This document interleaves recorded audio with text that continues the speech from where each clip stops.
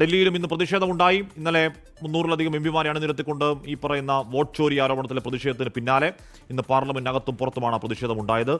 വിനിത വിജയായിരുന്നു. വിനിത, പ്രതിഷേധത്തിൽ ഇന്ന് എല്ലാ എംപിമാരും ഒരു മിന്റാദേവി എന്നൊരു ടീഷർട്ടാണ് ഇട്ടിരുന്നത്. അതിന് പുറത്ത് 124 നോട്ട് ഔട്ട് എന്നാണ് എഴുതിയിരുന്നത്. അപ്പോൾ എന്താണ് എല്ലാവരുടെയും ആരാണ് മിന്റാദേവി എന്ന് അന്വേഷിച്ചപ്പോൾ മിന്റാദേവി ഇലക്ഷൻ കമ്മീഷന്റെ ഡേറ്റ പ്രകാരം ബീഹാറിലെ ഒരു വോട്ടറാണ്.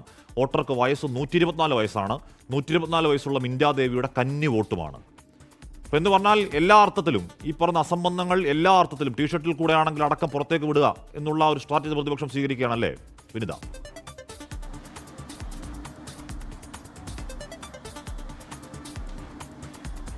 തീർച്ചയായും ഹാഷ്മി, അങ്ങനെ തന്നെയാണ്. അതായത് രാഹുൽ ഗാന്ധി പൊട്ടിച്ച ആ തെരഞ്ഞെടുപ്പ് കമ്മീഷനെതിരായിട്ടുള്ള ആ ബോംബ് അതിങ്ങനെ കേരളത്തിൽ ഉൾപ്പെടെ വിവിധ മേഖലകളിൽ ഇപ്പോഴും അതിങ്ങനെ കത്തിപ്പടരുന്നത് തന്നെ നമുക്ക് പറയേണ്ടി വരും. കാരണം അത് സാധൂകരിക്കുന്ന തരത്തിലുള്ള തെളിവുകളും അത് സാധൂകരിക്കുന്ന തരത്തിലുള്ള പ്രതികരണങ്ങളും ഒക്കെയാണ് നമുക്ക് ഇതിനോടകം തന്നെ ലഭിച്ചിരിക്കുന്നത്. പക്ഷേ അതേസമയം രാഹുൽ ഗാന്ധിയുടെ ആരോപണങ്ങൾ ഉയർത്തിക്കൊണ്ട് ശക്തമായിട്ടുള്ള പ്രതിഷേധവുമായി മുന്നോട്ട് പോകാൻ തന്നെയാണ് ഇപ്പോൾ ഇന്ത്യ സഖ്യത്തിന്റെ അടക്കം തീരുമാനം. ഇതിൽ ഒരു സമവായത്തിലേക്കടക്കം ഒറ്റ തീരുമാനം എന്ന നിലയിലേക്ക് തന്നെയാണ് ഈ ഘട്ടത്തിൽ ഇന്ത്യ മുന്നണി നിൽക്കുന്നത്. കാരണം നേരത്തെ TMC ഉൾപ്പെടെയുള്ള പാർട്ടികൾ ഇന്ത്യ സഖ്യത്തിൽ നിന്നൊക്കെ വിഭിന്ന അഭിപ്രായം സ്വീകരിച്ചൊക്കെ മാറി നിന്നൊരു പശ്ചാത്തലമുണ്ട്. പക്ഷേ ഇത്തവണ രാഹുൽ ഗാന്ധി ഉയർത്തിയിരിക്കുന്ന ആരോപണങ്ങൾ അത് അതീവ ഗൗരവമുള്ളത് തന്നെ എന്നാണ് എല്ലാ പ്രതിപക്ഷ പാർട്ടികളും പറയുന്നത്. അതുകൊണ്ട് തന്നെ ഈ ഘട്ടത്തിൽ ഈ ആരോപണങ്ങൾ ഉയർത്തിക്കൊണ്ട് സംസ്ഥാന തലങ്ങളിലേക്ക് കൂടി പ്രത്യേക ക്യാമ്പയിനുകൾ സംഘടിപ്പിക്കുക, സംസ്ഥാന തലങ്ങളിലേക്ക് കൂടി തെരഞ്ഞെടുപ്പ് കമ്മീഷനെതിരെ ശക്തമായിട്ടുള്ള പ്രതിഷേധം സംഘടിപ്പിക്കാനൊക്കെയാണ് ഇപ്പോൾ പ്രതിപക്ഷ പാർട്ടികൾ ആലോചിക്കുന്നത്. ഇന്ന് വൈകിട്ട് 4:30 AICCയിൽ പ്രത്യേക യോഗം ചേരുന്നുണ്ട് കോൺഗ്രസിൻ്റേത്.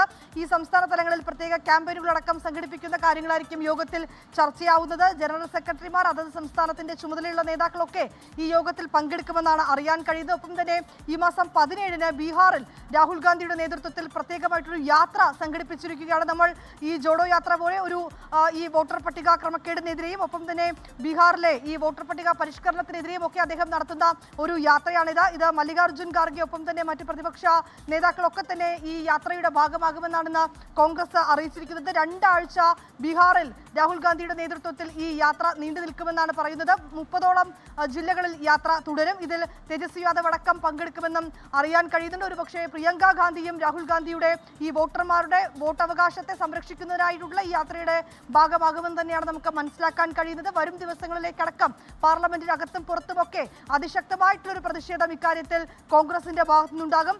അതേസമയം ഇന്നലെ ഈ നേതാക്കളെ കാണാമെന്ന് തെരഞ്ഞെടുപ്പ് കമ്മീഷൻ സമ്മതിച്ചിട്ടുണ്ടായിരുന്നു. അതായത് 30 നേതാക്കൾക്കാണ് ഈ കൂടിക്കാഴ്ചയ്ക്കായി അനുവാദം നൽകിയിട്ടുണ്ടായിരുന്നത്. പക്ഷേ ഇന്ന് ഈ കാര്യത്തിൽ എംപിമാരുടെ അടക്കം ഒരു പ്രതികരണം ഉണ്ടായത് ഞങ്ങളൊരു ഡെലിഗേറ്റ് സംഘത്തെ കാണണമെന്നല്ല, ഞങ്ങളുടെ ഒരു പ്രതിനിധി സംഘത്തെ കാണണമെന്ന ആവശ്യമല്ല ഉന്നയിച്ചിരിക്കുന്നത്.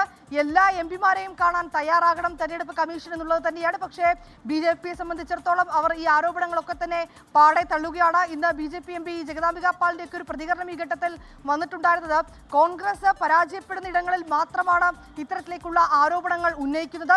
വസ്തുതകളുണ്ടോ കയ്യിൽ ഉണ്ട് എങ്കിൽ അത് ഹാജരാക്കാൻ പറഞ്ഞാൽ പാർട്ടിക്ക് മൗനം മാത്രമാണെന്നുള്ള ചില പ്രതികരണങ്ങളൊക്കെയാണ് BJP ഉന്നയിക്കുന്നത്. പക്ഷേ രാഹുൽ ഗാന്ധിയെ സംബന്ധിച്ചിടത്തോളം കോൺഗ്രസിനെ സംബന്ധിച്ചിടത്തോളം ഈ ഉയർത്തിയിരിക്കുന്ന പുറത്തു കൊണ്ടുവന്നിരിക്കുന്ന ഈ തെളിവുകൾ അത് കൂടുതൽ ശക്തമായി തന്നെ അതിൽ മുന്നോട്ട് കൊണ്ടുപോവുക എന്നുള്ളത് തന്നെയാണ് അവർ ആലോചിക്കുന്നത്. ഇന്ന് യൂത്ത് കോൺഗ്രസിന്റെ അടക്കമുള്ള പ്രതിഷേധമൊക്കെ നമ്മൾ ഡൽഹിയിലും കണ്ടതാണ്. ഇന്നലെയും ഹാഷ്മി സൂചിപ്പിച്ചതുപോലെ ഒരു പ്രതിഷേധ കടലായി ഡൽഹി മാറുന്ന കാഴ്ചയൊക്കെയാണ് നമുക്ക് കാണാൻ കഴിഞ്ഞിട്ടുണ്ടായിരുന്നത്. ബീഹാറിലടക്കമുള്ള ക്രമക്കേടുകൾ, ഹരിയാനയിലുള്ള ക്രമക്കേടുകൾ, കർണാടകയിലടക്കമുള്ള ക്രമക്കേടുകളൊക്കെ ചൂണ്ടിക്കാട്ടിക്കൊണ്ടായിരുന്നു രാഹുൽ ഗാന്ധിയുടെ കഴിഞ്ഞ ദിവസത്തെ ആ വാർത്താ സമ്മേളനം ഉണ്ടായിരുന്നത്. ഏതാണെങ്കിലും ഗുരുതരമായിട്ടുള്ള ആരോപണങ്ങൾ രാഹുൽ ഗാന്ധി പുറത്തു കൊണ്ടുവന്നു എന്നുള്ളത് തന്നെയാണ് പ്രതിപക്ഷ പാർട്ടികളടക്കം പറയുന്നത്. ഇതിൽ ഒറ്റക്കെട്ടായി നിന്നുകൊണ്ട് ശക്തമായിട്ടുള്ള പ്രതിഷേധവുമായി മുന്നോട്ട് പോകാൻ തന്നെയാണ് തീരുമാനം. ഹാഷ്മി, വിനിത വിജയാണ് വാർത്തയുടെ വിവരങ്ങൾ നൽകി. നേരത്തെ ഞാൻ പറഞ്ഞ ടീഷർട്ടുകൾ പ്രകടനമാണ് മിന്റാദേവി. 124 വയസ്സുള്ള ബീഹാറിലെ ഇലക്ഷൻ പട്ടിക പ്രകാരം രാഹുൽ ഗാന്ധി പറയുന്നത് പോലെ കന്നി വോട്ടറാണെന്നാണ് പറയുന്നത്. 124 വയസ്സിൽ 124 വയസ്സ്, രണ്ടാമത് അതിൽ തന്നെ കന്നി വോട്ടർ എന്നൊക്കെ പറയുന്നത് വിശ്വസിക്കാൻ പ്രയാസമുള്ളതുപോലെ തന്നെ ഒരച്ഛന് 50 മക്കളുള്ള ഒരച്ഛൻ, അവൾ ഏറ്റവും പ്രായം കുറഞ്ഞ് 28 വയസ്സ്, ഏറ്റവും മൂത്ത മോൻ്റെ 72 വയസ്സ്. അങ്ങനെയൊക്കെയുള്ള മഹാ കോമഡി വിവരങ്ങൾ പല സ്ഥലങ്ങളിൽ നിന്ന് വരാനുണ്ട് എന്ന് പലരും പറയുന്നുണ്ട്.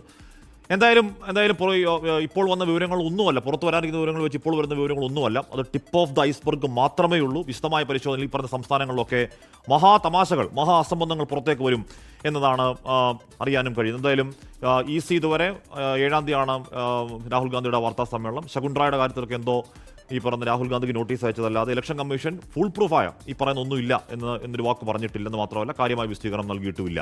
എപ്പോഴുണ്ടാകുമെന്ന് രാജ്യം കാത്തിരിക്കുന്നുണ്ട്. നിയമവിരുദ്ധതയുണ്ടെങ്കിൽ അവിടെ ബീഹാറിലെ SIR തീവ്രപരിഷ്കരണം റദ്ദാക്കും എന്ന് സുപ്രീം കോടതി ഇപ്പോൾ പറയുന്നുണ്ട്. ഇപ്പോൾ അവിടെ വാദം കേട്ടുകൊണ്ടിരിക്കുകയാണ് സുപ്രീം കോടതിയിൽ.